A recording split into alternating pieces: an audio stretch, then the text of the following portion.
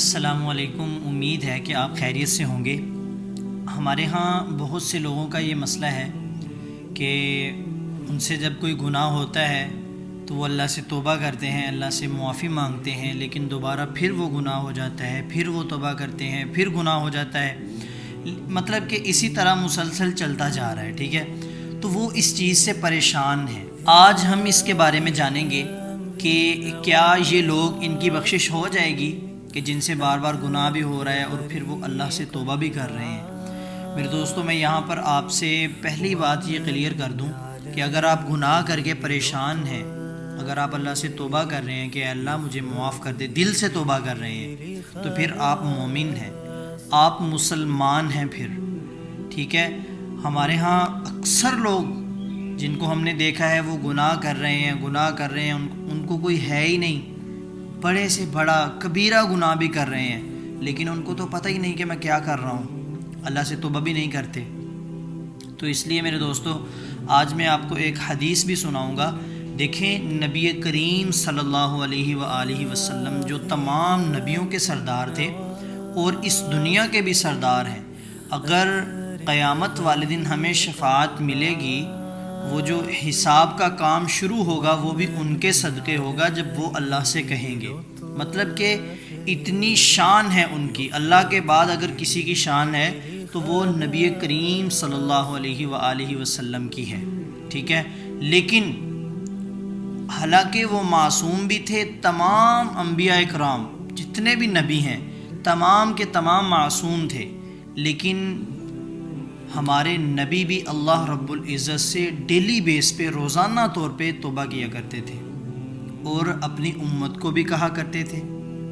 آقا علیہ الصلوۃ والسلام نے فرمایا، اللہ سے توبہ کرو، میں اللہ سے دن میں 100 مرتبہ توبہ کرتا ہوں، ٹھیک ہے۔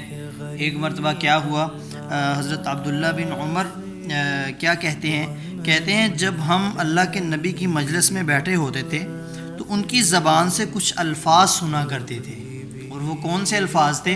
وہ یہی تھے، استغفر اللہ الذی لا الہ الا هو الحی القیوم واتوب الیک۔ کیا شان ہے اگر بندہ یہ 3 مرتبہ یہ کلمات پڑھ لے، استغفر اللہ الذی لا الہ الا هو الحی القیوم واتوب الیک، 3 مرتبہ اگر کوئی بندہ دل سے پڑھ لے، دل سے اللہ سے کہے کہ میں توبہ کرتا ہوں، اگر اس کے گناہ سمندر کی جا کے برابر بھی ہوں گے تو سب معاف کر دیے جائیں گے۔ لیکن بات یہاں پہ یہ ختم ہو رہی ہے کہ پکی توبہ کرنی ہے ہم نے، ہمارے دل میں ذرا سا بھی یہ نہ ہو کہ ہم نے وہ گناہ دوبارہ پھر کرنا ہے۔ جب ہم یہ کلمات پڑھتے ہیں تو ہم اللہ سے کیا کہتے ہیں؟ اے اللہ، میں توبہ کرتا ہوں تیرے سے جس کے سوا کوئی الہ نہیں ہے، کوئی معبود نہیں ہے جس کے سوا، جو ہمیشہ زندہ ہے، قیوم ہے، قائم رہنے والا ہے۔ اے اللہ، میں توبہ کرتا ہوں تجھ سے۔ تو اس لیے میرے دوستو، آپ اگر پریشان ہیں تو آپ بالکل فری ہو جائیں، کیونکہ اگر آپ نے توبہ کر لی ہے تو آپ مومن ہیں، آپ اللہ سے ڈریں۔ دیکھیں، اگر کوئی بندہ اللہ سے ڈرے گا تو پھر ہی اللہ سے توبہ کرے گا، لیکن جو نافرمان ہوتا ہے، جیسے شیطان تھا، اس نے نہیں توبہ کی، آج وہ پھر رہے ایسے۔ تو اس لیے اپنی روٹین بنائیں، روزانہ ڈیلی بیس پہ اللہ رب العزت کے سامنے استغفار کریں، استغفر اللہ پڑھیں، کم از کم 100 مرتبہ تو پڑھیں، ٹھیک ہے۔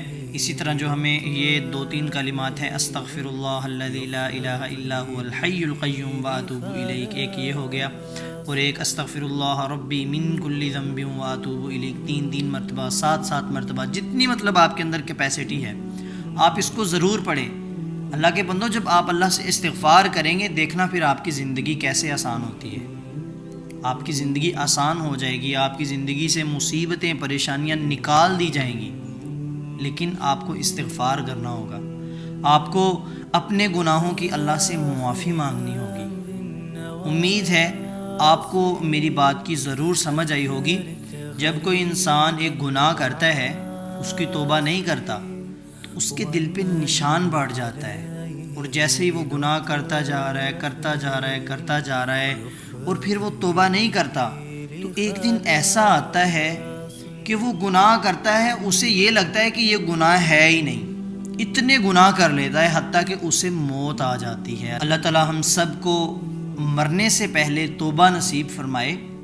تو اس لیے میرے دوستو ہمیں آج ہی سے اسی چیز کا خیال رکھنا ہوگا، اگر ہم کسی بندے کا حق کھا رہے ہیں یا کسی کے ساتھ کوئی زیادتی کر رہے ہیں، وہ اتنا نہ ہو جائے کہ جب ہم کر رہے ہوں ہمیں پتہ ہی نہ چلے کہ بھائی ہم غلط کر رہے ہیں۔